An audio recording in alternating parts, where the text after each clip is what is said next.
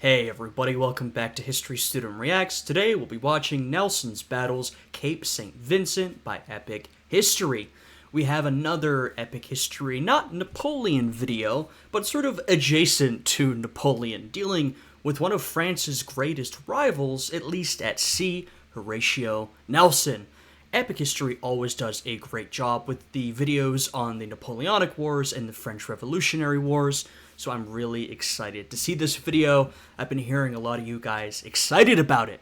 Now, before we get into it, I'd appreciate it if you guys would leave a like, subscribe, and check out my Patreon. It is linked down below. Now, with all of that out of the way, let's jump right into this reaction. An Epic History Drakenfell collaboration. In 1792, the French Revolution sparked a European conflict that would last a generation. Yeah. A struggle for mastery of Europe and the world. A contest fought on land and sea. In this war of shifting alliances, the most enduring rivalry was between France and Britain. Britain could not challenge France on land, but at sea, it was a different matter. Yeah, this is the sort of typical dynamic, right? France, master of the land, Britain, master of the seas, and of course, each had its legendary figure in that category, right? France had Napoleon, like I said, master of the land, and Britain had Horatio Nelson, at least until he died partway through the Napoleonic Wars, who was master of the seas. They each had their guy, and they were sort of undefeated in their territory. Britain's Royal Navy was as dominant on the waves. Not literally undefeated. I don't mean that in a literal sense. There were defeats, but I mean that sort of more broadly, right? Like they were so dominant in their respective sphere. Until, well, for France, until they weren't. I mean, they sort of ended up losing this whole thing, but that's much later on. As Napoleon was to prove on land. And in an age when Britain had many skilled naval commanders, one stood out above the rest. Horatio Nelson. Bold, inspiring, and brilliant. For the British, he'd become a national hero. Yeah. These are the stories of his greatest battles. Oh. So we're getting a whole series, huh?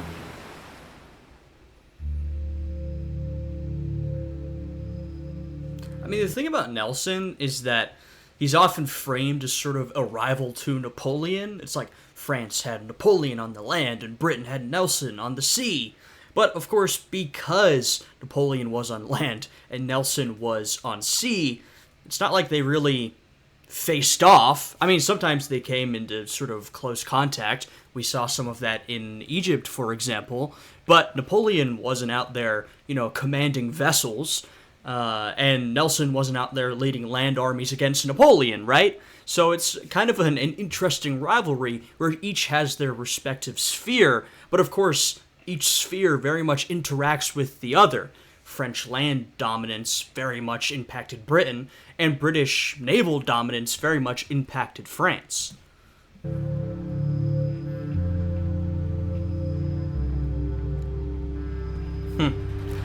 I cannot, if I am in the field for glory, be kept out of sight. This is a good summation of Horatio Nelson's personality, right? I mean, there's a lot you could say about the man. Extremely brave, talented, very competent. One of the things you could say about him is he was an absolute glory seeker. This was a man who was out for glory, both for his country and himself. This was not a man who would back down for a challenge. He was out to make a name for himself. He was out to achieve. He was out for the biggest amount of glory possible, and he would always go for it, even if it meant putting himself in danger. 1797. The Revolutionary War is in its 5th year, and the French Republic dominates on land. It has conquered the Low Countries and northern Italy, and now its armies advance on Austria. At sea, the British Navy rules supreme, having won a series of victories over the French. But a new alliance between France and Spain poses a major threat to British naval power. Yes, Spain was a bit of an off-and-on ally for France. As we know, later France would invade the Iberian Peninsula, and there would be widespread resistance from the people of Spain and Portugal. So there was a bit of a complicated relationship there, but at times Spain was an ally to France, especially at sea. If we talk about Spain being an ally to France, we're going to mostly be talking about naval action rather than on-land military action. And we can also see that British naval dominance is already sort of slowly being established. Now, of course, Spain joining in with France is a threat to that, because it's like, well, sure, Britain can take on France alone, but what about France and Spain? Now, in retrospect, we know Britain could do it, but at the time, that was a bit of a scary proposition. And, you know, I sometimes wonder, because this is not, I'm not an expert on this topic, about why British naval dominance became so well established. And I think probably in this series of Nelson's battles, we're going to see the particular victories that led to that British naval dominance. I also think one part of it has to do with sort of the French Navy in particular. A couple of things. One is that, especially as Napoleon became more and more prominent, there was more and more of a focus on the French army over the Navy, and the Navy just didn't get the same resources. And that was already the case before Napoleon and even before the Revolution, right? In Britain, you know, an island nation, the Navy was extremely important for obvious reasons. How does Britain connect with the world? Well, it uses its Navy or just ships in general. How does Britain defend itself from the world? It uses its Navy. Now, for France, France is primarily a land power. The army is far more important to it. Not to say the Navy wasn't important. Remember, France was a colonial power, just like Britain, though its colonial empire had been vastly diminished at this point. So the seas were extremely important to France for military conquest, colonialism, trade, all that kind of stuff. But it was just less important to them than it was to Britain. There's also the fact that if we think about the French Revolution, one of the big changes was the revocation of aristocratic rights, and also a lot of aristocrats becoming émigrés, aka fleeing the country, because they didn't want to get their heads chopped off. And if you look at the pre-revolutionary French military, it was structured like a lot of militaries were at the time around the aristocracy. The officer corps was primarily made up of young, noble men. So when the revolution happened, a lot of those guys left, and the French military was left severely lacking in manpower. Now, the army managed to recover, I think in part because there was more focus, more people being funneled in. The Navy didn't necessarily have that, at least not to the same degree. And I also think, I don't know if this is true, but perhaps the Navy was sort of more aristocratically dominated. I don't know if that's actually true. That's speculation. Maybe some of you guys down below who know more about it can give me the details. But essentially, the French Navy didn't have much of a focus as the Army did, and it didn't recover in the same way that the Army did. Also, you know, not to put too much on one man, but the French Army had Napoleon. The French Navy did not have a comparable figure. So there's a couple of reasons why, you know, Britain managed to dominate at sea and France just couldn't keep up. And we've talked about some of them here. But of course, the individual battles themselves also made a big impact. And we're going to see one of those today. Ship for ship, the British Navy is superior to any enemy. Its crews are experienced and well led, while the French have lost many naval officers during the Revolution. Yeah, well, there you go. And the Spanish lack money and training. Britain also has the most ships, around 144 ships of the line, the largest vessels of the age, and the only ones that take part in major fleet actions. France has just 69. But the new alliance... So, I mean, you can see Britain versus France at sea.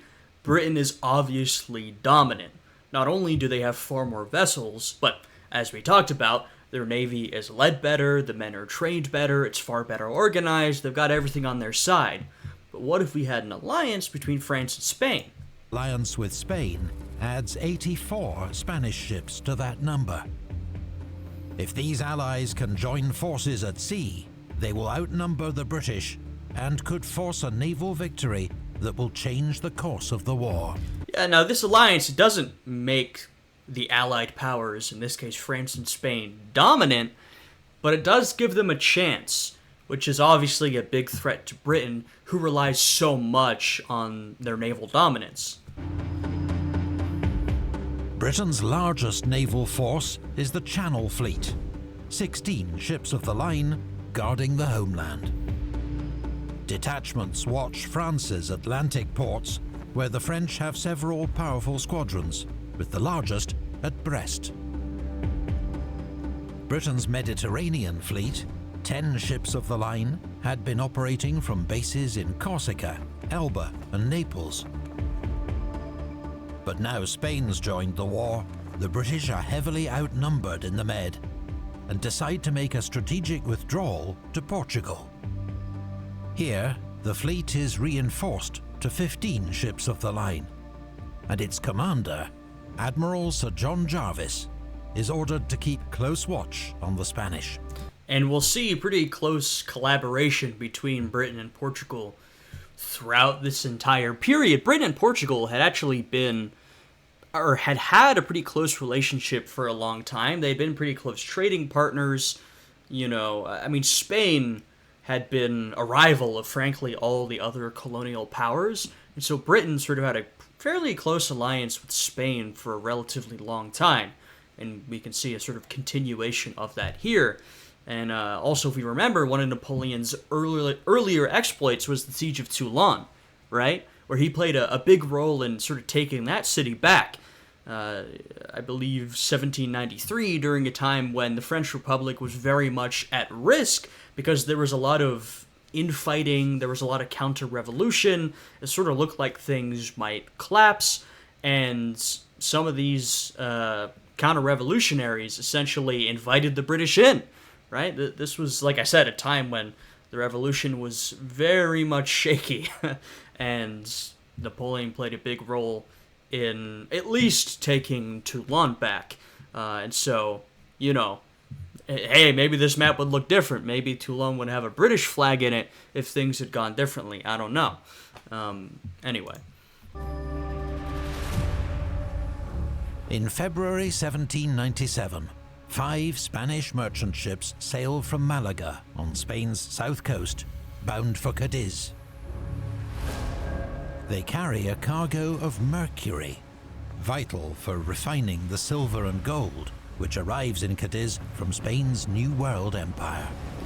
Yeah, and as we know, Spain very much relied on that. Now, this is the late 1700s. Spain has been in decline, at least on a large scale in terms of its power and prosperity, for a while. I mean, give them a couple more decades, they'll manage to lose most of their New World colonies. So Spain is not as hot as it once was, especially compared to its competitors. This is an era in which Britain and France have not only caught up, but have surpassed their sort of colonial adversaries. But even so, Spain is still very much reliant on that silver. I mean, silver is kind of what built that Spanish Empire. A lot of things built it, but silver from the New World, y'all might have heard of the Potosi mines in particular, that really built up the wealth of Spain, began circulating silver, all throughout the quote-unquote Old World, played actually a really big role in sort of world economics. If you want to look at China in this period, I know that seems random, but there was a massive influx of silver into China because of this, and that really sort of messed with their economy. The silver eventually would cause problems in Spain's economy. You've got so much silver, no one's ready for it. Essentially, inflation, not necessarily the same way we see it today, but, sort of similar principles. And it really changed things up, for better and worse. So this silver was a really big deal. At this point, not as much as it had been, a couple hundred years prior, but still, Spain was very much reliant on these shipments of silver and gold. The convoy is considered so important that it receives a powerful escort. The entire Spanish battle fleet, 27 ships of the line, and several frigates. Wow. After escorting the merchant ships to Cadiz, the Spanish commander, Admiral Cordova, will continue to Brest to join forces with the French. If he is successful, the British will face a giant combined fleet, their greatest strategic fear. Uh-oh. With the help of a strong Levanter wind, the Spanish pass swiftly through the Straits of Gibraltar. But the wind blows them too far out into the Atlantic. As they struggle back towards Cadiz, a thick fog descends on the sea. Meanwhile, British frigate HMS Minerva is returning from a diplomatic mission to Italy. Aboard, an emerging star of the Royal Navy, Commodore Horatio Nelson. He plans to rejoin Admiral Jarvis's fleet off Cape St. Vincent. HMS Minerva first survives a dramatic chase off Gibraltar. Then, on the dark, foggy night of the 11th of February, she suddenly finds herself in the midst of the main Spanish fleet. The British are so close, they can hear Spanish voices in the fog. Hey, this is one of those times when you can take a look at some environmental history. Acts of just pure nature can have a big role in history at times. I mean, there's people who look at all of history through the lens of environmental history, This is one of those times when you've got a fog or a storm or whatever it is. I mean, you can look at even a bigger scale, like a famine, right? These events that, of course, sometimes have human intervention, or at least have human reactions. Even if you can't control the natural event, you can react to it. But, these acts of nature on their own can have a big influence, especially when you're at sea. In this era, you're very much at sort of the whims of Mother Nature. Minerve remains undetected and is able to slip away. 2 days later, Nelson reaches the British fleet. His report confirms others that Jarvis has received, that the enemy are near, though he still does not know their strength. Jarvis orders his fleet to prepare for battle and set sail to intercept. Alrighty. Victory to England is very essential at this moment. True. I mean, we've talked about why. This combined fleet could be a threat. They wanted to take it down as quickly as possible. I mean, that's been their strategy, is basically to crush any naval opposition, to show everybody that Britain is and remains the master of the ocean. Admiral Sir John Jarvis, commander of the Mediterranean Fleet, was from a prosperous middle-class background, but ran away to join the Navy aged 13. Now aged 62, he has 40 years' experience at sea, much of it fighting the French and Spanish. Yeah. He's got 7 years war experience, he's got American Revolution experience. If you think about who he would have been fighting during those times, Britain's enemies, France and Spain. Of course, if you think about the American Revolution, America didn't really have much of a fighting fleet at sea. Most of their naval power came from their European allies. So he's had a lot of experience fighting the French and the Spanish for, decades at this point. He's battled many times, but this will be the first time he's led a major fleet into action. Alright. He's fortunate to have several outstanding captains under him, including Collingwood, Troubridge, Saumarez, and Nelson, all of whom will have their own illustrious careers. Yeah, they will. And that's, Nelson, of course, is the standout, but it's not just Nelson. the British Navy had a whole collection of talent at hand, for a few reasons, one of which was that the British Navy was a pretty respected institution and was only becoming more and more respected as Britain built its empire, right? The British Empire was already in existence, but was becoming more and more sort of important to the country and cemented in terms of the country's economy, its power, and also its sort of national self-image. And the Navy was integral to that. Like I said, the only way Britain connects with the outside world is through its Navy. And especially if we're talking about its empire, the Navy plays a big, big role. So the British Navy was very respected and was getting more and more respected. So it wasn't an unusual thing to send someone from a good background to go serve in the Navy. In some other country, I mean, it depends on the country, right? Some countries had a pretty strong military tradition. You can think of Prussia during sort of the mid-18th century, sort of Frederick the Great type era, and beyond, though it dipped at times, right? They had a very strong military culture, and so no matter who you were, and especially if you were someone from an aristocratic background, it was considered a good, respectable thing to go serve in the military.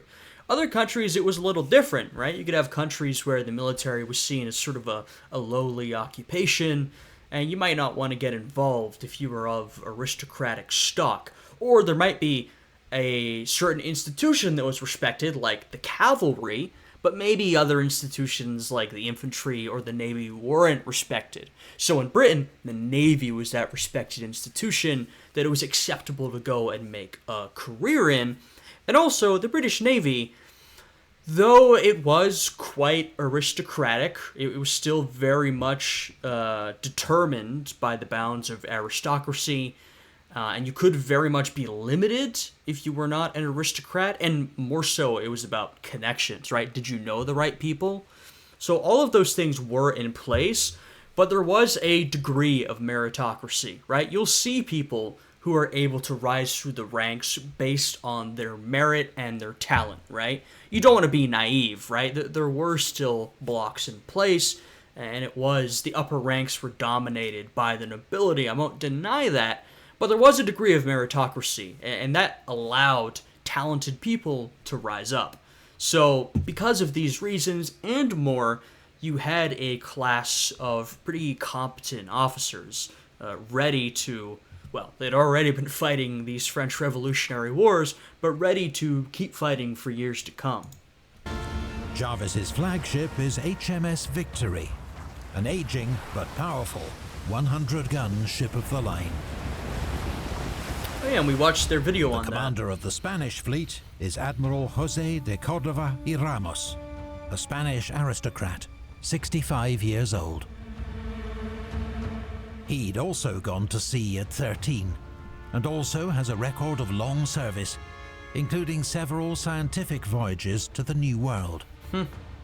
He's only just been appointed commander of the Spanish fleet, on the basis of seniority rather than merit, and has no fewer than 6 other admirals serving under him. Cordova's flagship is the mighty Santísima Trinidad. Carrying 130 guns, she's the most heavily armed warship in the world. Yeah. Santísima Trinidad leads a powerful fleet of 27 Spanish ships of the line, although 3 of these will miss the battle. 7 are classed as first-rate ships of the line, meaning they carry 100 guns or more. Jarvis has just 15 ships of the line, and only 2 of them are first-rates. Spain, they had quite a fleet on them. I mean, I've talked already extensively about how important the Navy was to Britain, but hey, let's take a look at Spain. Now, we've already said that Spain has declined from its height as sort of an imperial power, and just a power generally, and of course Spain was also a land power, more than, say, Britain was in this period, but for, since the discovery of the New World, Spain had also very much been reliant on its navy. I mean, they went out to conquer a massive swath of the New World. They were shipping that silver and gold back to Spain. They were taking on their imperial rivals. So the navy was also extremely important to Spain, their base of power, their economy, all that sort of stuff. So it's not like we're talking about a country that doesn't value its navy. It absolutely does. It's been an important part of Spain for, longer than hundreds of years, of course, but especially since the age of exploration began hundreds of years ago. On paper, the Spanish advantage in firepower is massive. But the number of guns isn't everything. Yeah. The speed and efficiency with which they're handled can be decisive. Moreover, Cordova's crews are not at full strength, and many of his sailors are inexperienced. Both fleets are accompanied by several frigates and other small ships, which did not usually fight in fleet actions, but were used for scouting and messages.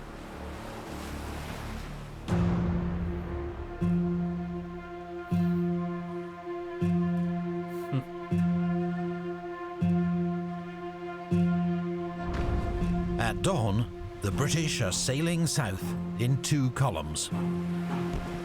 They hear Spanish signal guns in the fog and know the enemy is close. But while the British fleet sails with purpose, expecting to engage the enemy, the Spanish have become dispersed in their efforts to reach Cadiz. They are now in 2 groups.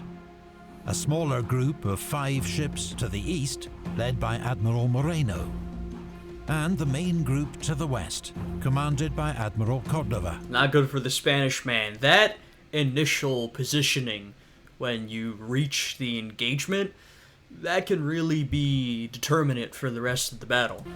Both heading east-southeast. On their current courses, the British ships are set to pass between them.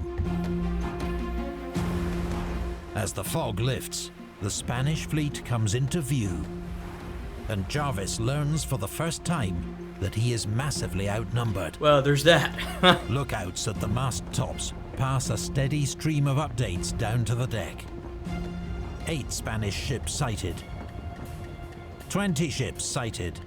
27 ships sighted. Finally, Jarvis snaps. Enough, sir. The die is cast, and if there are 50 sail, I will go through them. God damn. Jarvis was known as a bit of a disciplinarian, He would really whip his men into shape. And apparently, maybe you could think of that as a bit harsh, but apparently he was relatively fair in application of discipline. He was sort of a disciplinarian all around, which of course is better than being inconsistent with it. So you can imagine this, I can imagine this sort of stone-faced man being like, enough! I don't care how many ships there are, I'm going for it. And everyone's like, alright, let's do it. The British have, because of that fog and because they're, I think they said sailing with purpose, they've gotten a bit of a jump on the Spanish, but they're very much outnumbered. So it's not like they're, sailing into this easy victory. This is going to be dangerous. The Spanish have also spotted the British.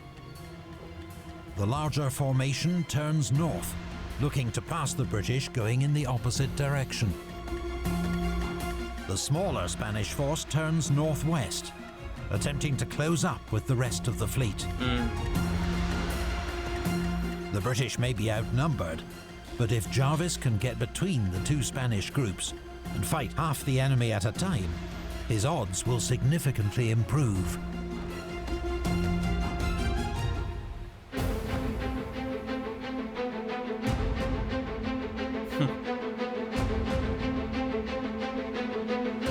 As the range closes, Jarvis orders his ships to form a single line of battle to cut between the 2 Spanish formations. The maneuver is carried out rapidly and efficiently. with HMS Culloden taking the lead. Hey! Culloden, that's in Scotland, by the way. I've actually been to Culloden. There's a fairly famous battle that took place there. Just, a little tidbit. Admiral Cordova, however, is struggling to form his ships into a line of battle following their turn. They continue to sail in a ragged group, with ships blocking each other's line of fire. The battle is joined at 11:30 a.m. as the British vanguard opens fire. At 12:08, Jarvis orders his ships to turn 180 degrees in succession to maintain contact with the main enemy force. But now, the smaller Spanish force is coming up, threatening to break the British line near the point of its turn. If they can pull off this maneuver, they'll split the British fleet, making it vulnerable. Yeah, you don't want to get your fleet split while you're attempting to, well, not split the other fleet, because they're already split, but sort of cement that split, get in between them. We're kind of seeing how important the splitting of the fleet is. Experienced British captains keep in tight formation, denying the Spanish any gap to exploit. But it is a determined attack. HMS Colossus takes heavy sail damage and veers out of control.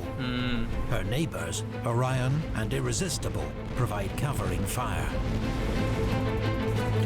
The Spanish finally receive such a terrible series of broadsides that they abandon their attempt to get through the British line and turn away. For the British, every moment now counts. Yeah, I mean, we're already seeing that this whole operation is very much reliant on the quality of British seamanship, the quality of their seamanship, their leadership, and their organization. They need to have these plans and execute them close to perfectly. Nothing's perfect, but as best as they possibly can. That they need to show some real high-quality sailing here, or this isn't going to work. Cordova's force is getting away. He plans to slip around the British and rejoin with the rest of his fleet. If the British are to prevent him, someone will have to do something drastic. Oh, okay. Uh-huh. I wonder who. Colonel Drinkwater. Oh, what a name. Commodore Nelson commands HMS Captain. Who do we know that's extremely bold, brave, determined, and as we said, extremely hungry for glory? I think we're coming on to a Horatio Nelson. A 74-gun ship towards the rear of the British line. In this age, it was considered crucial to maintain the line of battle for the safe and effective maneuvering of the fleet. But Nelson sees that in their current formation, the Spanish will soon slip out of reach. Just after 1 p.m, he decides he must do something about it.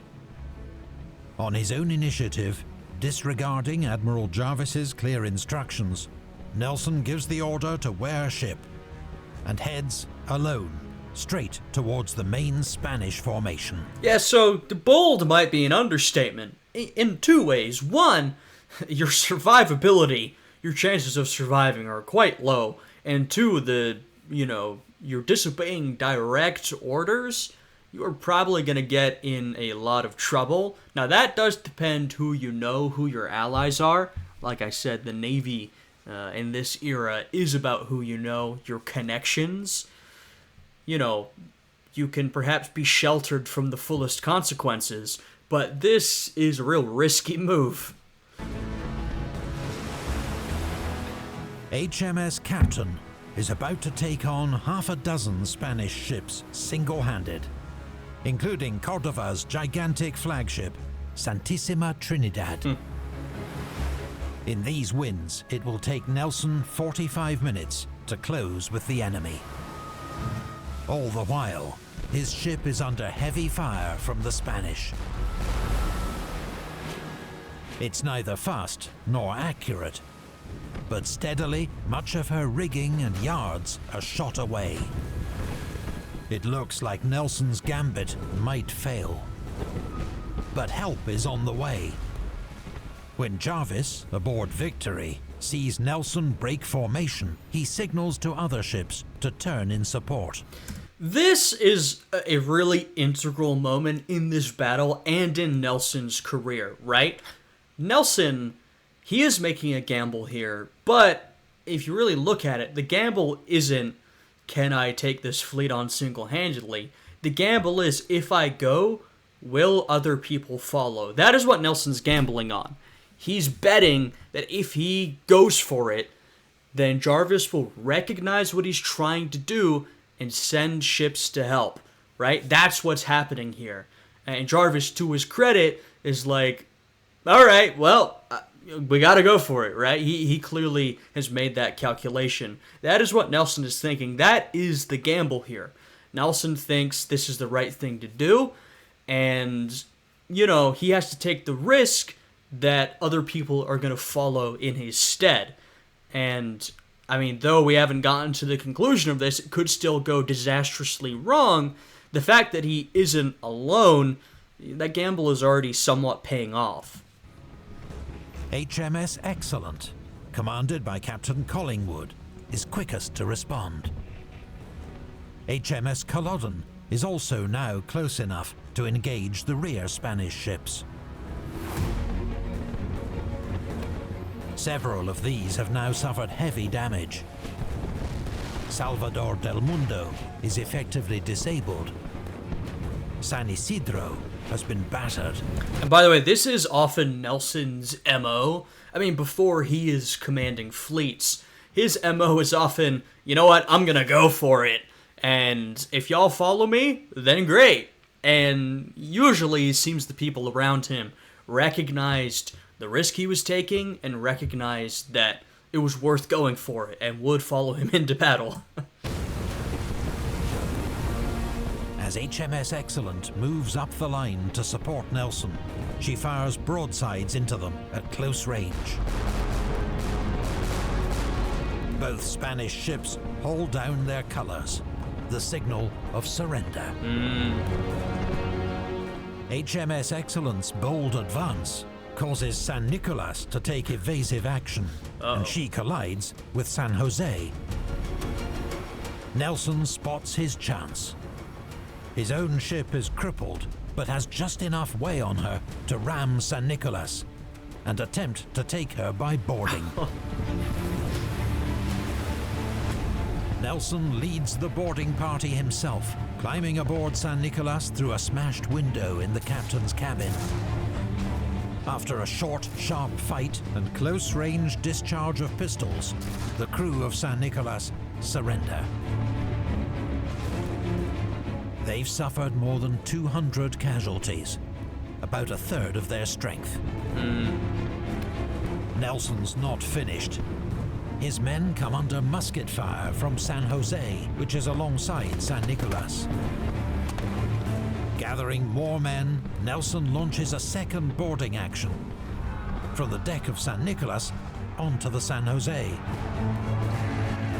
This Spanish crew, bewildered by the sudden onslaught, also surrender. This extraordinary feat of using one captured ship as a springboard to take another is soon dubbed Nelson's patent bridge for boarding first rates. Like we said, this is a man who's extremely bold and brave. You know, absolutely nothing would stop him from charging forward. And, you know, we're talking about sort of his strategy, which is, I'm charging ahead, I need you guys to follow me. And it would often work out for him.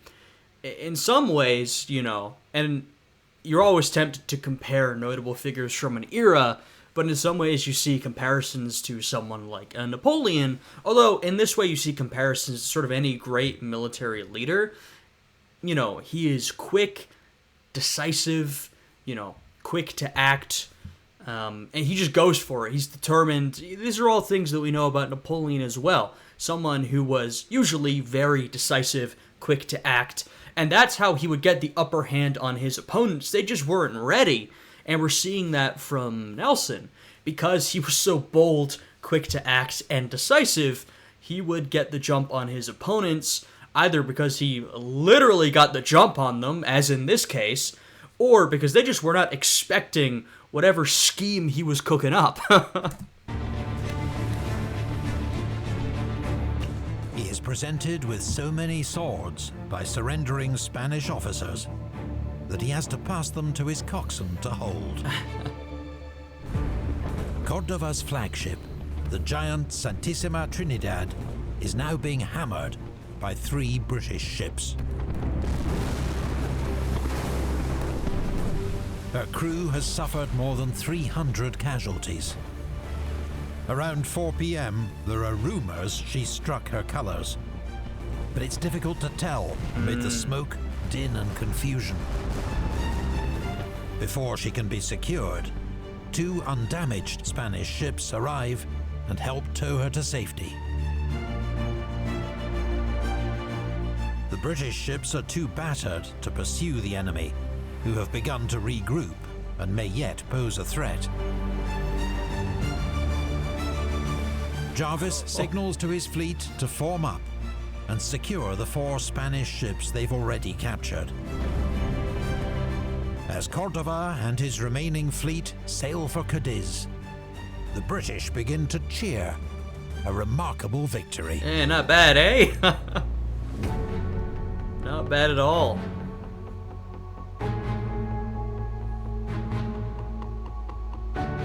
Nelson went for it, and it paid off. Against the odds, the Battle of Cape St. Vincent ended in a significant British victory. And hey, to be fair, that initial engagement was sort of due to the daring of Admiral John Jarvis, right? He was the one who in the first place said, I do not care how many ships they have, we're going for it. So even the sort of initial engagement was very bold. And then Nelson sort of took it to another level, but, you know, at every tier here, we have sort of talented British seamanship, good planning, but also very risky and bold planning. A lot of gambling happening here. Spanish ships of the line were captured, including 2 first-rates. Around 800 Spanish sailors were killed or wounded, and 3,000 taken prisoner. British losses were just 73 dead and 227 wounded. Wow. Nelson's brilliant success meant his disregard for orders was overlooked. Yeah. Instead, he was knighted, becoming a knight companion of the Order of the Bath. Here's the thing. Like I was sort of saying earlier, you disregard orders, that's a risk.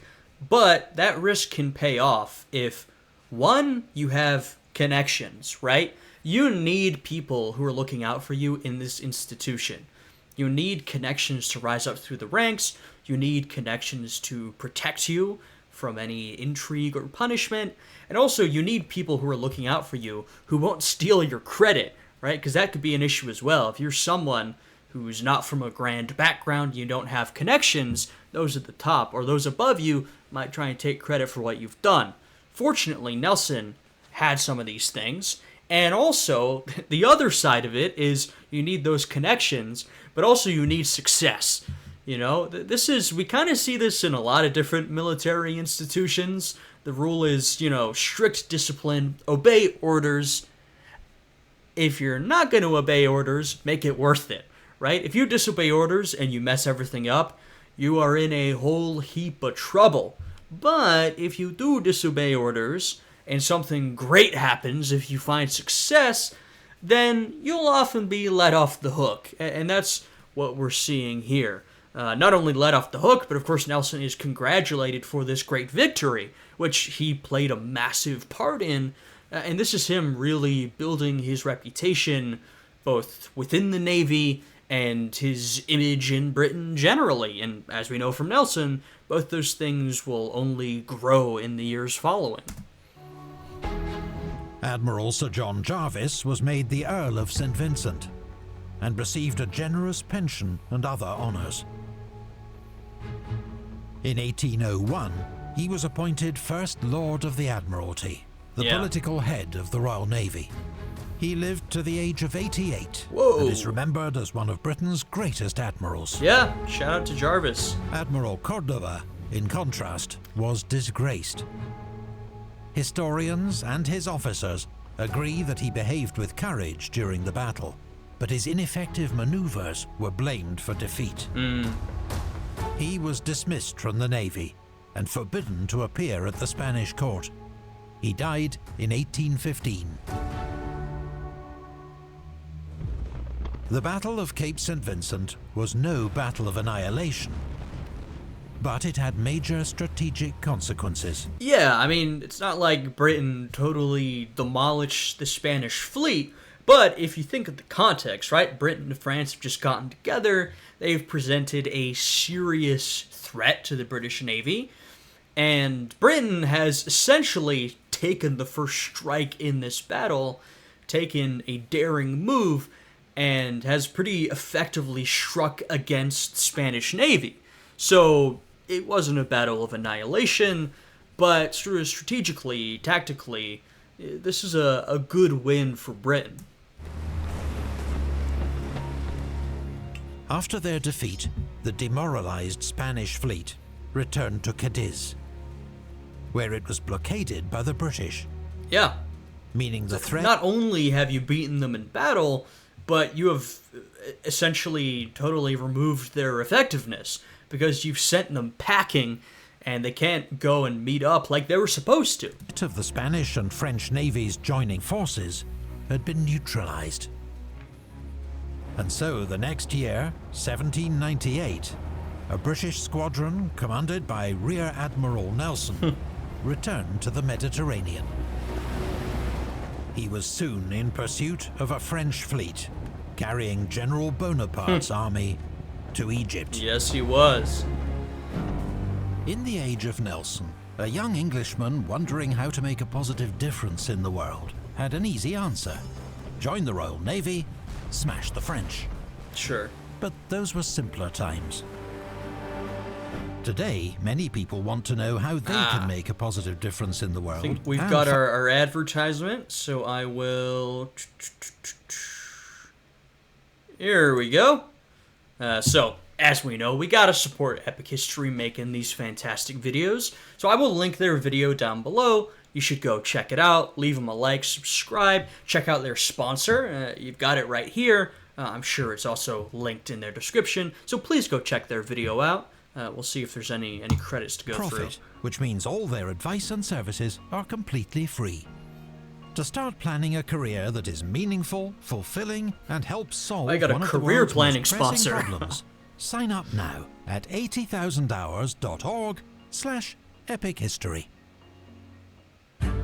Big thanks to Drakenifel for expert research and advice throughout our series on Yeah, I'm not familiar with this channel, but I mean, this was a great video. Nelson's battles. For anyone with an interest in naval history... That's a pretty big channel. Yeah, I'm not familiar, but this, yeah, like I said, this video was great. His own YouTube channel is essential So viewing. check him out. Packed with profiles of historic warships and expert discussion of naval technology and operations. Thank you to Royal Museums Greenwich for kind permission to use a selection of their images in this video. Nice. Royal Museums Greenwich comprises London's most famous maritime attractions, including the clipper ship Cutty Sark, and Britain's National Maritime Museum, where you can find many fascinating objects, including uniforms and personal items that belonged to Nelson himself. We highly recommend a visit if you're ever in London. Thanks, as always, to the Patreon support. All right, there we go. I want to get through all their thanks, show some respect to the efforts that went into making this video. You know, another great one from Epic History. Do I even have to say it? I think we all know at this point. They make some of the most fantastically produced history videos on YouTube. They do a great job with the battles in particular, leading you through them step by step, the stunning visuals, just an excellent video. And a great topic as well. We've done a lot of Napoleon in particular, but clearly they and the fans like the whole Revolutionary French Wars into Napoleonic Wars era, and they've done a lot of Napoleon. They've got more to go, but at a certain point you might have to start doing some different topics, and so they've gone for probably the second most famous person of the Napoleonic era, right? I mean, Napoleon's obviously number one, but I think Admiral Nelson might be number two, at least in the English-speaking world, and especially in Britain itself. He is a massive cultural figure, still remembered in history. It's still very widely known. So I think he honestly might be the number two most known person of this era behind Napoleon himself. So yeah, great video. Seems like they're going to do, judging from the title and what they said at the beginning, a series of these. So yeah, I think that's going to be great. I always like seeing videos from this era. It's very enjoyable. So if you guys enjoyed this one, and I hope you did, please leave a like, subscribe, and check out my Patreon. It's linked down below. With all that out of the way, thank you guys for watching. I hope you all are having a good day today, and I'll see you all again next time. Goodbye.